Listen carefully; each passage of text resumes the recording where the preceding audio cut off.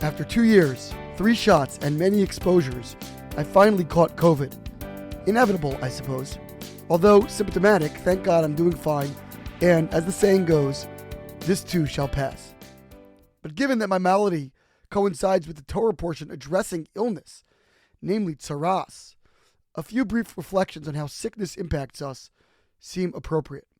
Tzaras is commonly translated as leprosy, but more likely was some sort of skin condition occasioned principally by an individual speaking lashon hara, slander, about another.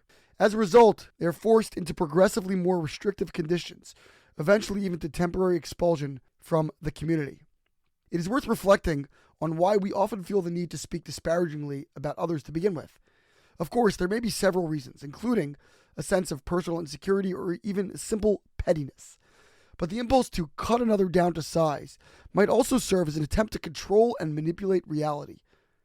Rather than accept the fact that God may have ordained that another person should enjoy greater talent, wealth, or assorted other blessings, we feel cheated and wish to restore a sense of perceived justice into the equation.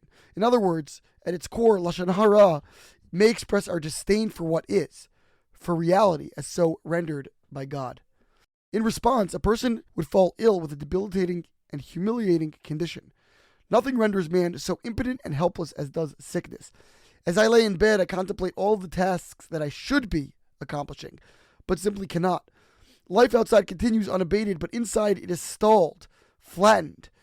On top of the actual discomfort, stress mounts as I consider how much awaits my attention, how far behind I am falling in my dormant condition.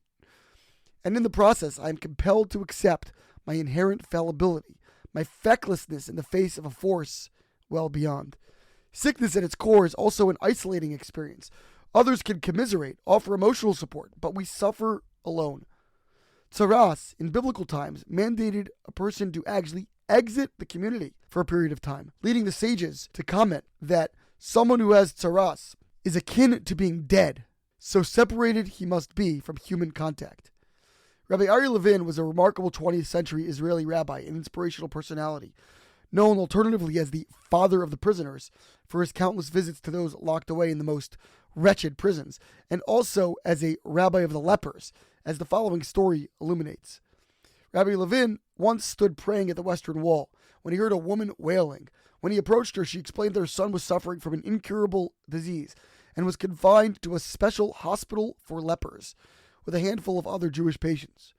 From that time on, the rabbi would visit these unfortunate souls regularly, bringing them holiday provisions and generally elevating their moods. It seemed that he was the only one to do so, and for this and other reasons, an iconic biography about his life is titled A Tzaddik, a Righteous Man in Our Times. Thankfully, isolation in our times, even amidst COVID, is a lavishly privileged existence when compared to anything those in the past confronted. Yet I would like to believe that, as polarized as our society seems to have become, we can appreciate the primacy of sharing our lives with others, the power of union to dispel disillusionment and despondency. I am grateful personally to be isolated with members of my immediate family and even a few COVID-positive friends who are well enough to join us for Shabbat. May all of us enjoy good health, but on those occasions that we don't, may we learn the dual lessons of human limitation and human integration that can accompany us through and beyond a speedy recovery. Shabbat Shalom.